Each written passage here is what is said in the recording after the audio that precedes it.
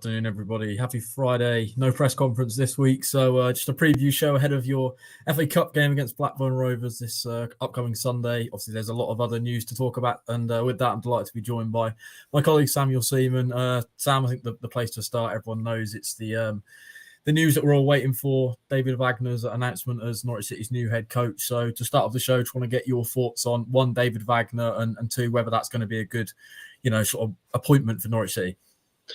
Yeah, when you were talking about starting on the massive news, I thought you meant the enormous FA Cup game this weekend, to be honest. But no, in all seriousness, I think David Wagner's appointment is one I'm actually quite optimistic about from a point of view of wanting Norwich City to do well.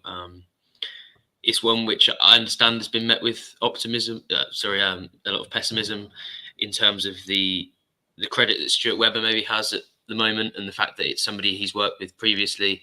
I think there's a recognition that Webber's actually almost putting his job on the line by selecting somebody who's very much his own man and somebody who will be associated with Stuart Webber throughout his career.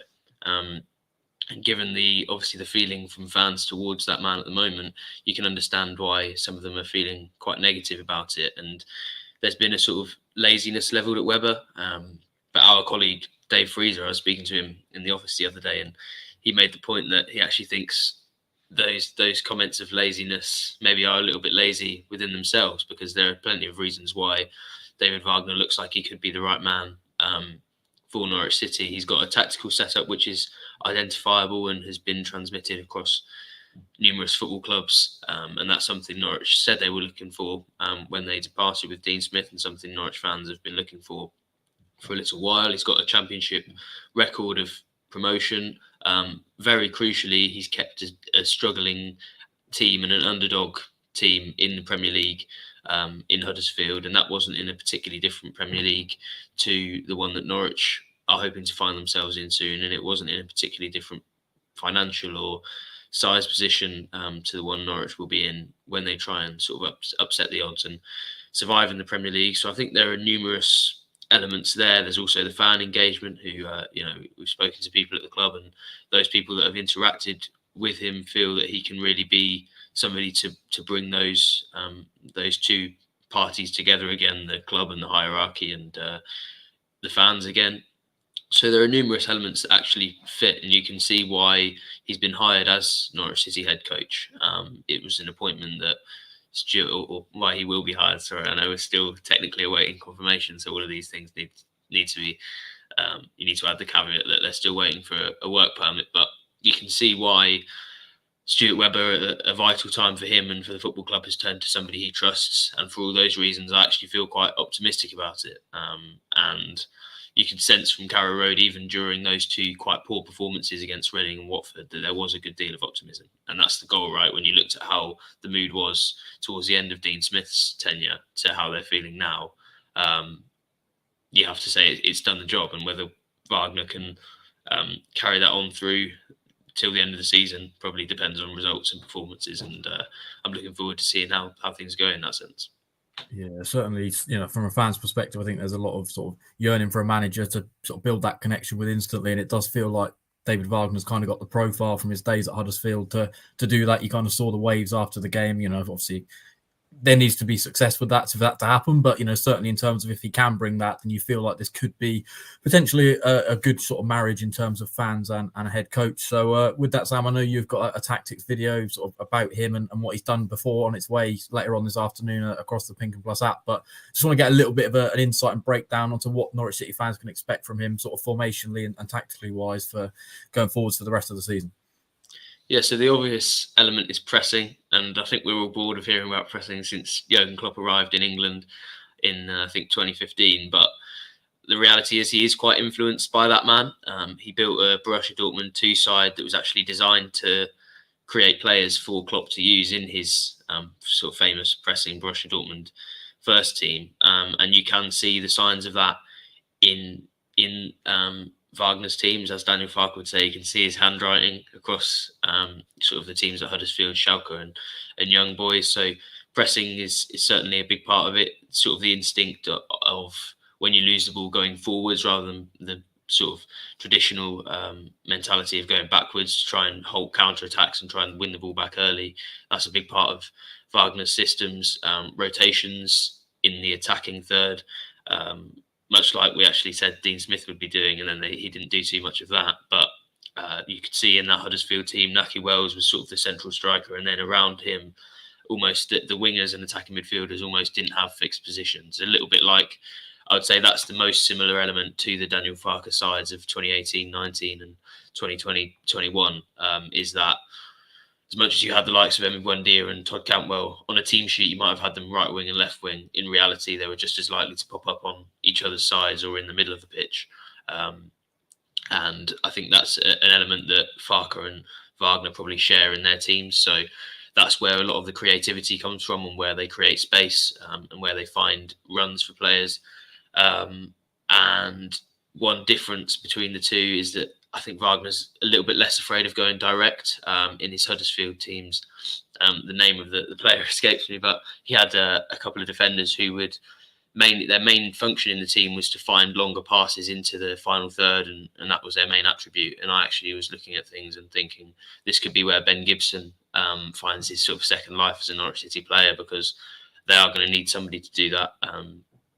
But I'm not sure it is Grant Hanley or Andrew Bamadelli, based on current skill sets. So that's something to look out for. Perhaps a slightly more direct route forward, not all the time, but they certainly are less wedded to short passes and one way of attacking than Daniel Farke's sides were. So there are a few elements that I think Norwich fans will be used to and will be patient with, and they'll be pleased to recognise. But there are other elements that I'm looking forward to seeing how these Norwich City players carry out, because it's there are certain things that I'm not sure we've really seen some of these players perform. Dean Smith spoke a lot about pressing, but I think watching any of his games in charge of Norwich, you could very rarely actually say that the evidence of that was there. So we'll see if Norwich are able to actually do that, and whether Wagner has the players to do that. And if not, because the goal is to be promoted this season, it'll be interesting to see how he adapts, because he's going to have to adapt quickly if he doesn't feel he has the players to replicate those exact systems straight away.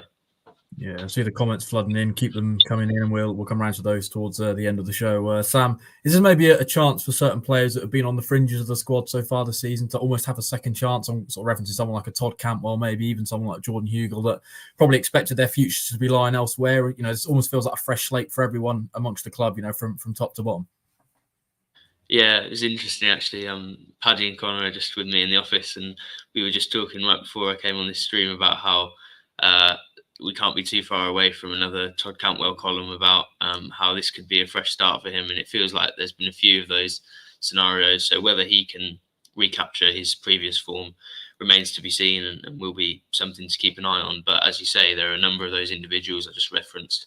Ben Gibson, perhaps if they're going to go more direct, then the likes of Jordan Hugill might come into play. Perhaps Adam Eder and Josh Sargent, although already certainly in the starting mix, might have more of a shout of becoming that central striker. And I always think it's interesting, because whenever a manager comes in, there's always winners and losers at every club. And a lot of the time, it's not the names you sort of expect. So because of that, the fact that football is an opinions game, as everyone says, every head coach that could have come in as the new Norwich City boss would have come in and assessed things slightly differently. So I'm looking forward to seeing how he deploys certain players and what his assessment is of those certain players. But yeah, as you say, there are a few that will be keen to impress now, and probably a few on the other end that are perhaps a little bit worried. I saw Isaac Hayden's social media post. Obviously, we're not expecting him to be back in action for a little while, but he was very much Dean Smith's man when he arrived in the summer window. And as much as Gabriel Sara and Marcelino Nunez weren't really names that Smith himself picked out, they were players who were probably picked to play in a Smith side. Their running stats were something that stood out to Norwich City's analysis team, and was something Dean Smith spoke about a lot. So they've probably got something to prove as well. And then you look at the goalkeeping situation. Norwich have had a very experienced goalkeeper who's won a penalty shootout in a World Cup sitting on the bench the whole time. So he may feel that somebody might come in and say, hang on a minute. So, you know, I think there are a lot of individual battles in terms of getting into the starting lineup that will now be stoked a little bit by the new head coach coming in. But I'd be very surprised if there's not a few names that we're looking back in a couple of months and saying, haven't they done well from David Wagner coming in? So yeah, I'm looking forward to seeing who those players are. Yeah. Providing all sort of legalities and paperwork is all completed, it looks like it's going to be in the dugout for Sunday. So is this almost a perfect start for him in FA Cup time? Maybe the pressure's a little bit off, sort of a chance to kind of assess his squad during the week before that big game against Preston next weekend. So not necessarily a free hit, but almost a chance to kind of roll the dice and experiment with different teams and players. I feel anyway. Yeah, definitely, and I think that probably was in the thinking of Stuart Webber when they decided to get rid of Dean Smith. Obviously, they had this game on the horizon, and I don't think any club really would have had enough time to get a proper replacement in before either the Reading or Watford games. So they were probably looking at the other side of that and going, how is the best way to transition? And actually, a game, as much as perhaps 2 weeks of training would be great, it doesn't really show you some elements of players' games that probably coaches would want to see. Whereas this game doesn't have the pressure on it. In reality, Norwich can probably go and lose 3-0, and as long as the performance isn't absolutely dreadful, they'll get away with it. But there is also the match scenario elements that you wouldn't get from training at Colney for 2 weeks. So I think it's a good time for Wagner to come in, and he'll probably be able to assess a few players. But it's also a situation where perhaps a few players were looking forward to being rested or having been regularly used this season, and now they probably won't get that opportunity. That's a very minor consideration though for me, and I think given the importance of the short-term task for Wagner and how relied upon he will be to be promoted, and how important that is for the club financially, any chance he gets to get to know these players as quickly as possible probably is a good thing. And yeah, I think it's definitely a positive for Norwich, and something I'm sure they would have considered given how much they talked up the fact that they held on to Daniel Farke until the international break because they felt they needed that space to Dean Smith. So given we know timeframes have been a consideration in the past, I wouldn't be surprised if this was something they looked at before deciding to get rid of Dean Smith.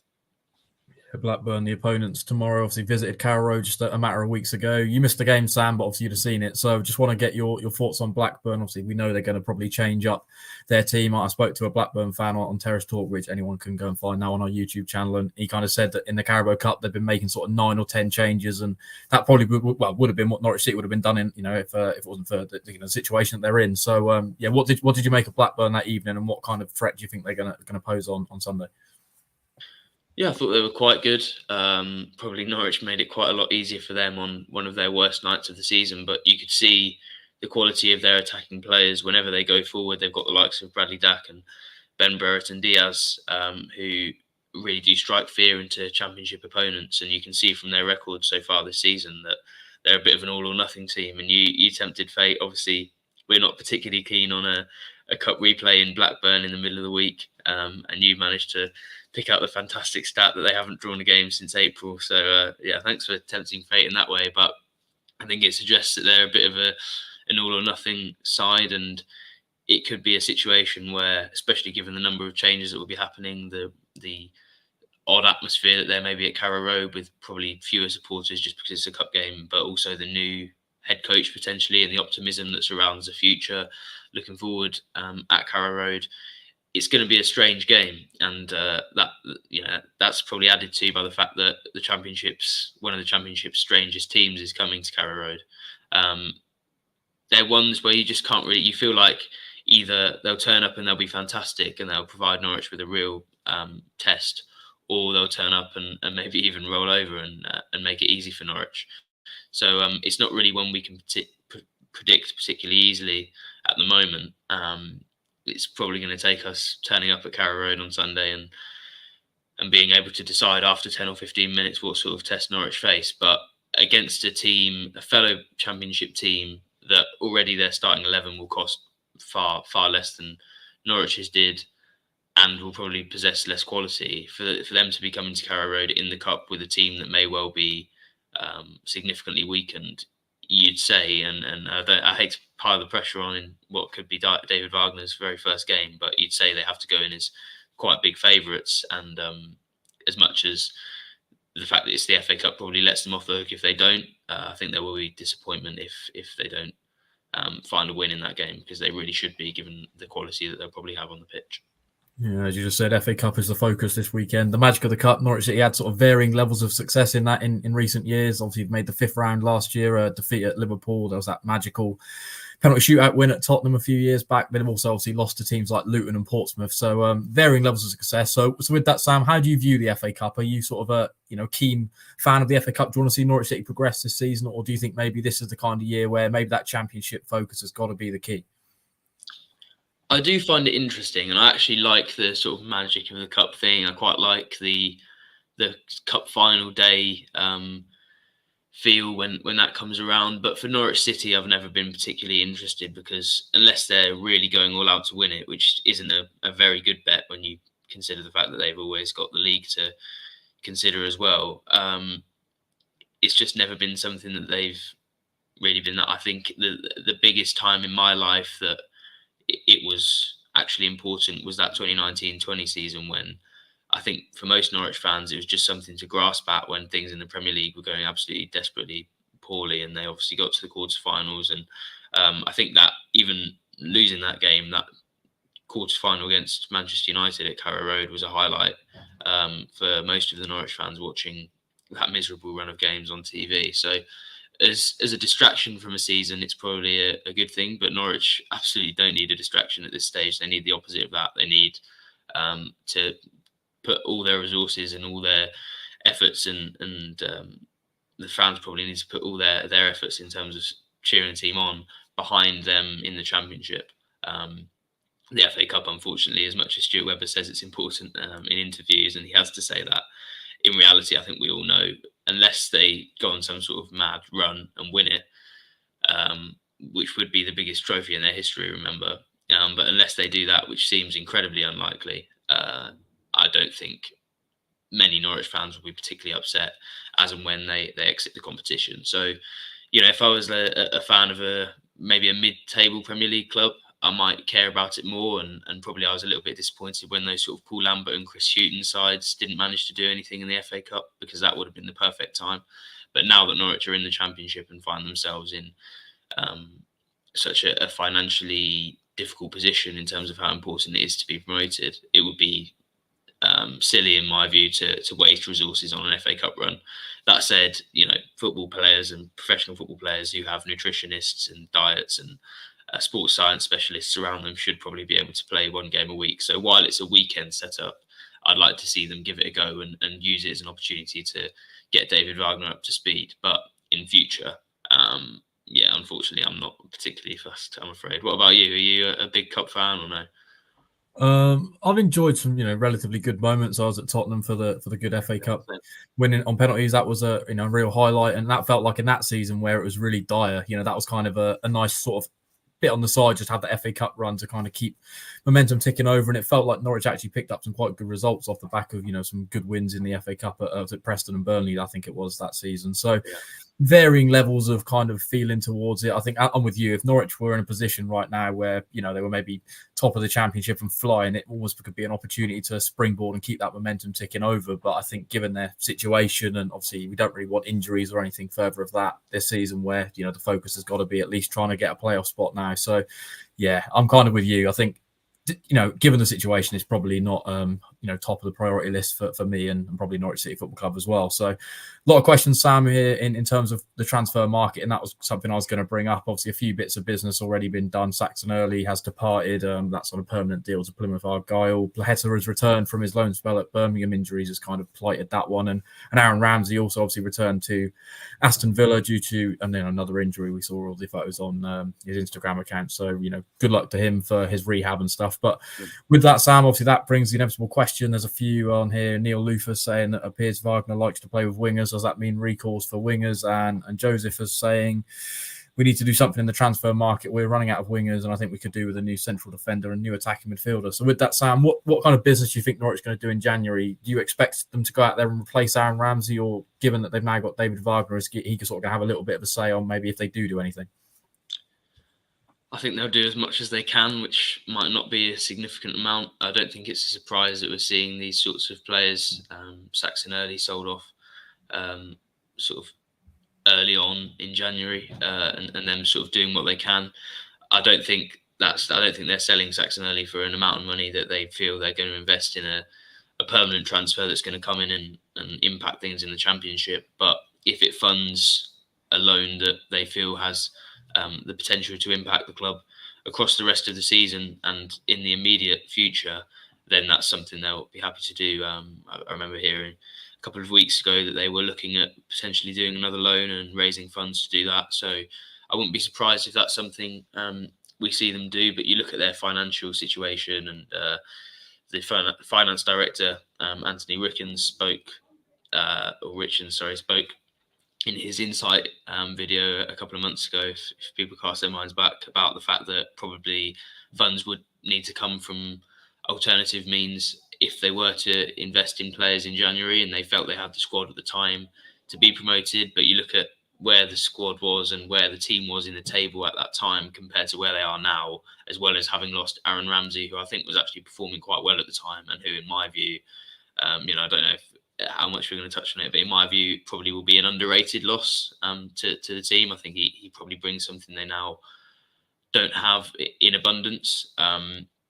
So I think, yeah, there probably is a desire to improve on the squad. I mean, there's always going to be that when you've fired a manager or a head coach, as much as that's pinning the blame on them, you are looking at things and probably results aren't going your way, and you will be looking at other ways that you can improve that. So if there's any wiggle room or ways that Stuart Webber feels he can find clever ways of finding players alternatively, which he's done probably more successfully than he has spent £60 million before, so if Norwich are going to find some wiggle room and find a clever way to do a deal or two, that might actually suit them a little bit better than if they had a bit more money to play with.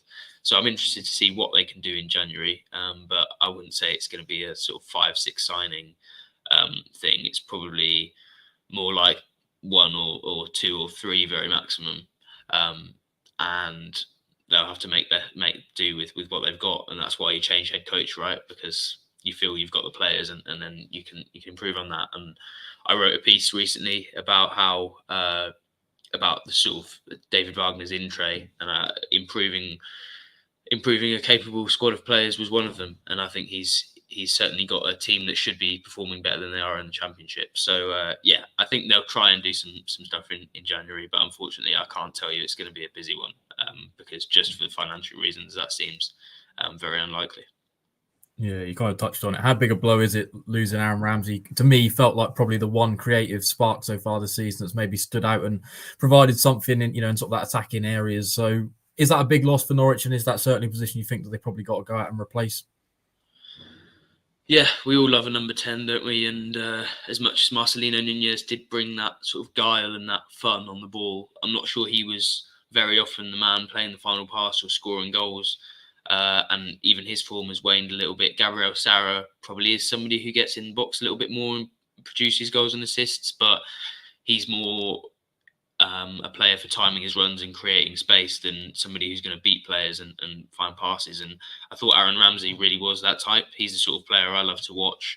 That I'd throw him in the bracket of perhaps not quite technically as good, but in the bracket of the likes of Emi Buendia, James Maddison, Wes Houlihan, who have been fan favourites and have thrived at Carrow Road before, in terms of their position and their function in a team. I think that was what he was there to do. If he'd perhaps shown a little bit more consistency and, in all honesty, not been associated with Dean Smith, I think he would have been appreciated quite a lot more by Norwich City fans. And it feels like one of those ones where, because you had the World Cup break since he last played, and then he had an injury that kept him out for a couple of weeks after that, feels like he's one that Norwich fans and fans generally had maybe already started to forget. So it feels like less of a blow. But for me, I actually felt he could have contributed more. He already had 3 goals and 3 assists in 20 appearances. And you look at his sort of starting to bench ratio, and I don't think that's actually too bad in a team that wasn't really particularly well set up to attack.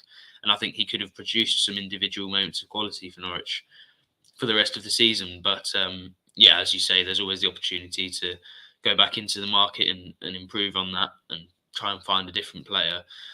So I would be surprised if they don't look to add that creativity in that area. Perhaps not directly through a number 10, but through somebody on the wings as well. But Wagner does like to play with a number 10. Notionally, obviously, I spoke about that rotation, but he likes to have a sort of three behind a striker. So I think they'd like to have a strong player in that position. I think Gabriel Sara can play that position, but perhaps it's not his best role. And you'd also, even if it was, want a little bit of backup. So yeah, I can see them re-entering the market in that position and trying to find a player to replace Aaron Ramsey. But in my view, apart from maybe strikers, just because of how expensive they are, that is maybe the most difficult area to recruit. So finding somebody in this short space of time for the limited finances they've got will be difficult. But remember, they signed Emi Buendia for an initial 1.5 million. So yeah, I'll be interested to see how they address that problem. But I do certainly expect them to address it in one form or another. Yeah, we'll be live for about another 5 minutes. So if you've got any last burning questions, get them down in the comment section below on whatever platform you're watching it on, and we'll get around to that. So that, Sam, I suppose, brings it around to that point in the show where I want to get your thoughts on the game. Obviously, David Wagner sounds like he's going to be the man in the dugout. Joseph saying, how do you think Wagner will do in his first game on Sunday? So yeah, thoughts on the game, Sam, and a score prediction. Probably the toughest prediction I'm ever going to ask you, really, to be honest, because nobody knows what team's going to play. Well, yeah, I think we were speaking earlier about the predicted 11 for the paper, and nobody knows what's going on with that. So good luck to Paddy with that one. But yeah, score prediction, I'll say 2-0 to Norwich. I'll say Blackburn, given how many changes they made in the Carabao Cup, might look to do that again. They're quite an unpredictable team anyway. Hopefully, although we're not expecting a huge crowd at Carrow Road, comparative to normal, they will be feeling vibrant and they will be positive by this sort of football that they've got in prospect, and David Wagner's appointment. I'm feeling like it's a time to be positive. It's a time to be positive if ever there was one. And yeah, I'll go with a 2-0. I've no idea who's going to score because I would have to guess two players that are going to be on the pitch first. And yeah, good luck to me on that one. But yeah, I'm feeling positive. I'm feeling like Norwich are, well, relatively positive, because how exciting is it, a fourth round tie in the FA Cup? But I'm feeling like going into this weekend, I'll say 2-0. But I know my prediction will never hold as much weight as yours, given your success over this season so far. So what do you reckon? Yeah, I'm with Steve. I'm feeling quite positive to get back and watch football under David Wagner. It's exciting to see what he's going to bring to Carrow Road. This is going to be sort of the start of a new era, I suppose, for Norwich City in terms of approaching the second half of the season. And yeah, an FA Cup tie, as you said, probably going to be a smaller crowd, but still an opportunity for a lot of players to try and grasp the nettle, and gives them an opportunity, I suppose, to get into Wagner's thoughts ahead of some really big, league games coming up. Preston away, Coventry away. They're very tough games, but sort of games Norwich City have got to kick on and win. So yeah, I'm thinking a 3-0 win, feeling fairly positive, which is probably something we've not been feeling for quite a while. So that's quite a nice feeling. Yeah, excited to see what it's going to bring and what team he's going to start, because usually, as you say, the FA Cup would probably mean rotation and opportunity for a lot of sort of fringe players, but a lot of these players will probably want to get on the pitch and kick on under Wagner early doors. So I'm going to go 3-0 Norwich, just not a replay, because obviously replays are until round 5. So yeah, I think that game would be sandwiched between the Preston away game and the Coventry away game. So we might as well just live on the road that week if they do get a replay. So fingers crossed that's not the case. Richard coming in late. Is Sorensen fit? The last update we got of him was that he was sort of continuing with his rehab, wasn't he, Sam? Yeah, I'm pretty sure he's not. I just remember from doing my starting 11 articles every week, I've been putting that Sorensen isn't available for a good number of weeks. So I'm pretty sure he won't be for Sunday, unfortunately. And with that, I think we'll round off the show. Obviously, there's going to probably be some really fairly big news coming up, probably in the sort of coming hours or days that are, fast approaching us. So, of course, keep it locked across the Pinken and the Plinken Plus app. Connor's got a really nice sort of story video podcast kind of thing coming up, where he's speaking to a Huddersfield perspective, a Schalke perspective, and a young boys perspective. So lots of insight on David Wagner and his sort of successes and failures at previous clubs. Sam's going to be recording the Tactics Board video as well, which is going to be more centered around David Wagner and what Norwich City fans can expect from him in terms of the approach he's going to have on the pitch. And of course, Terrace Talk is up as well. So if you want to go get the Blackburn insight, then that's the place to go. Lots of great articles across our channels. You and Robert's column is now up on the Pink and Plus app as well, so that's well worth heading over to read. Of course, if you're not a Pink and Plus subscriber, then that's only $1.99 a month for a free trial as well for the first month, so that's well worth a sub if you're not a Pink and Plus subscriber. And we're gonna crack on. Probably going to be a busy few hours, Sam. So go grab some lunch early, and fingers crossed, Norwich City will have David Wagner in place pretty soon. So thanks for joining us this lunchtime. If you're heading to Carrow Road, then fingers crossed Norwich City can bring the magic of the FA Cup against Blackburn Rovers at Carrow Road.